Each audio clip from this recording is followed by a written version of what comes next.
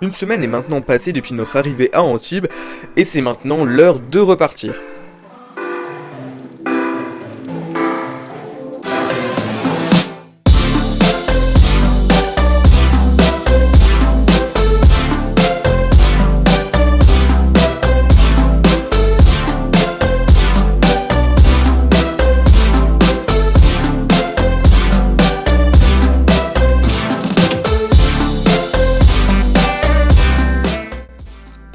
Comme pour la première vidéo, on ne parlera pas de pourcentage et de consommation dans cette vidéo. Cela vous permettra de visualiser la simplicité avec laquelle on circule en Tesla et l'efficacité de l'interface qui vous propose un itinéraire toujours fiable avec les différents arrêts de recharge déjà prévus. On configure un trip aujourd'hui pour obtenir les kilomètres parcourus et nous avons déjà fait 1186 km depuis le départ de chez nous dans la région parisienne la semaine précédente. Le trajet total est de 945 km et le premier superchargeur se trouve à 113 km d'ici. En terminant le ménage de départ dans la maison, les chiens attendent derrière la voiture. Noisette le lapin est aussi dans la voiture. Pour qu'il n'ait pas chaud, le mode chien est activé.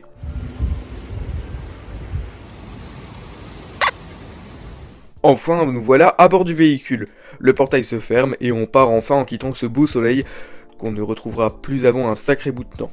Dans les bouchons, nous sommes toujours en autopilote. Je ne cesserai de le répéter, mais cet outil est terriblement pratique.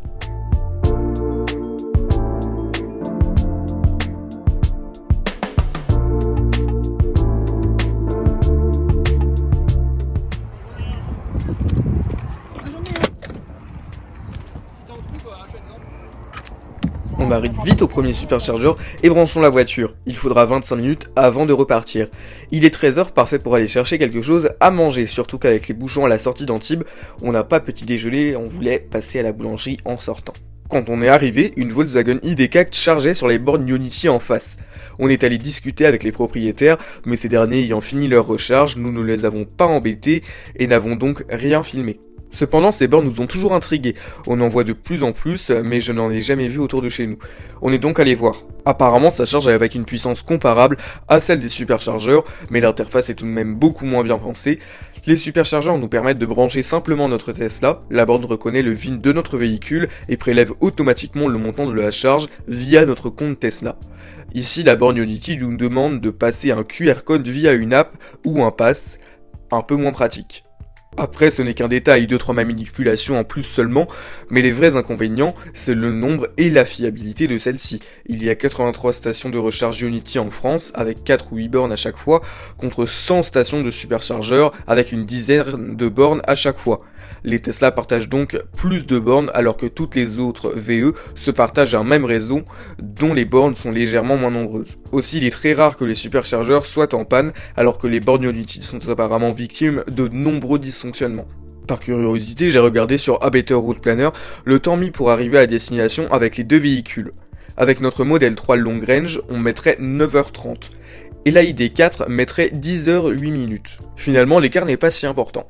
Enfin bref, c'est pas tout ça, mais il faut reprendre la route. On débranche la voiture et remontons à bord.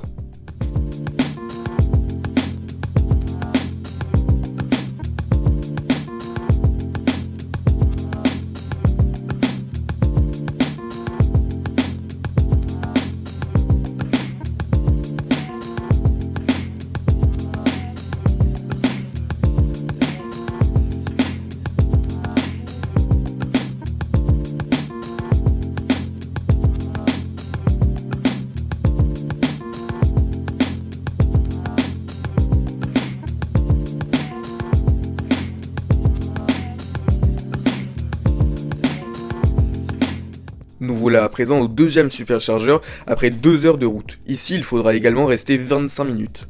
Il y a un bébé chat en contrebas. Nous, on n'a pas un bébé chat, mais 2 bébés chiens et un gros bébé lapin.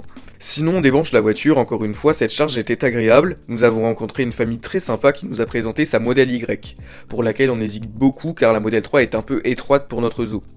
Et qui venait de sortir lorsqu'on a fait ce trajet début novembre. En plus, eux aussi avaient un Golden Retriever.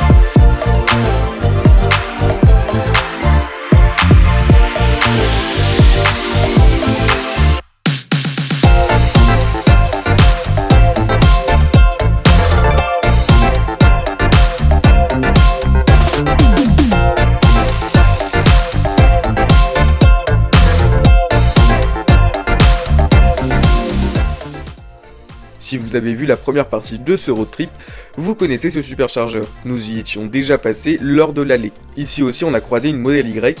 Cette fois nous ne sommes pas allés importuner le propriétaire, je crois qu'il dormait. C'était donc à l'époque où les premiers superchargeurs étaient ouverts à toutes les marques en Pays-Bas, et ce monsieur est venu avec sa Renault Zoé essayer de recharger son véhicule. Évidemment, il n'a pas réussi, le pauvre.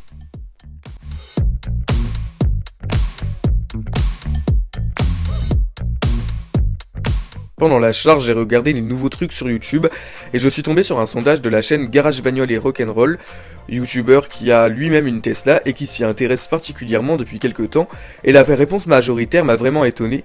Une fraude, l'électrique pollue davantage, remporte 36%.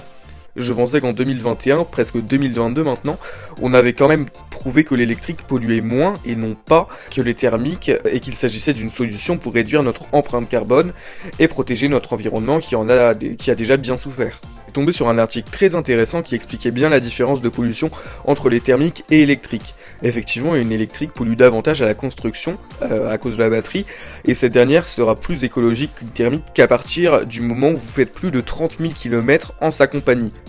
Sous quel cas l'énergie électrique qui l'alimente aura compensé la pollution à la fabrication. Si cela vous intéresse, le lien de l'article est en description. Léo et Rainbow n'ont pas bu depuis notre départ et nous leur donnons donc à boire. Pendant ce temps, les jeux intégrés sont bien agréables.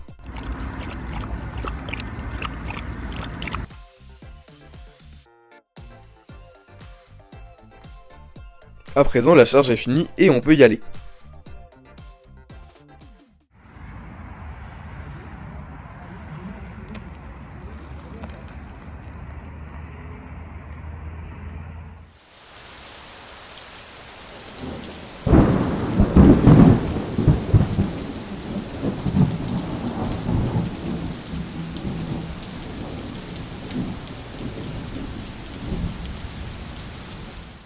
Durant la première partie du trajet, l'autopilote fonctionnait à peu près malgré la pluie, mais il s'est ensuite désactivé. On ne voit pas bien sur les vidéos, mais la pluie ce soir-là était vraiment violente.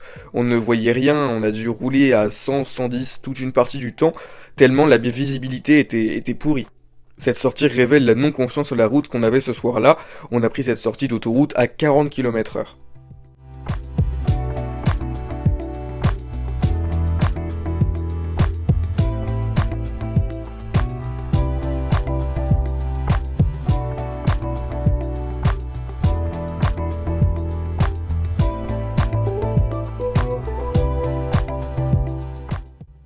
Arrivé au superchargeur, on a 25 minutes de charge. Cette fois, non, je ne filme pas dehors.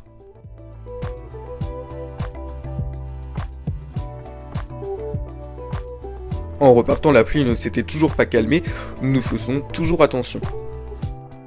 Quand je vous dis qu'on ne voyait rien, vu depuis la fenêtre arrière gauche.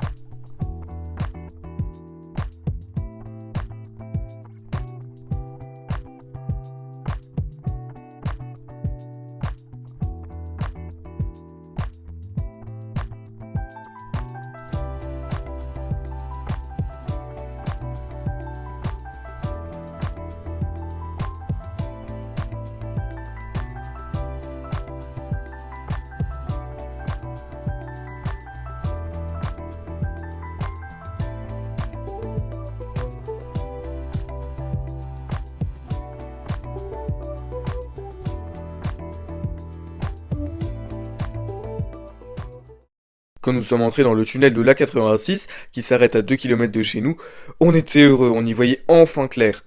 Vous vous en serez douté, ce voyage n'a pas été très reposant.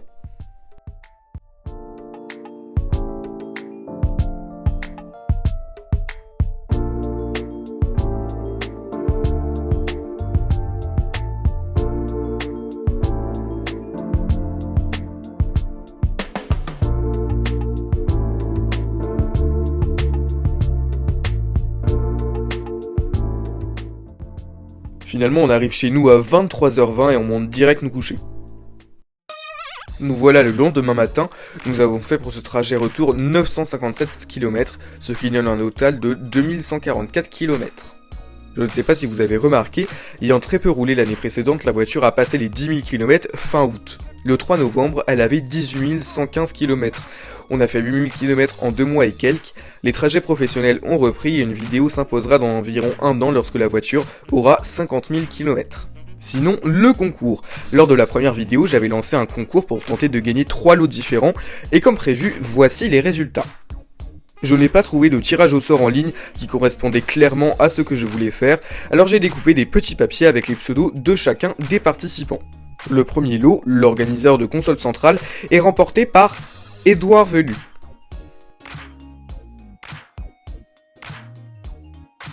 Le deuxième lot, les porte-gobelets, est remporté par Maéclu. Le troisième lot, le support pour téléphone avec recharge à induction, est remporté par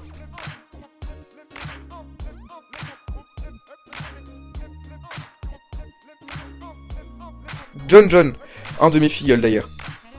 Voilà pour ce concours, ça m'a fait très plaisir de faire ça avec vous, vous avez été nombreux à participer, ce qui est agréable, cela veut dire que le projet vous intéressait. Quant aux gagnants, comme prévu, je vais dans la foulée vous contacter dans un premier temps via le commentaire que vous avez laissé dans la première vidéo pour obtenir votre adresse mail pour poursuivre la discussion plus sûrement, afin de pouvoir vous envoyer les lots.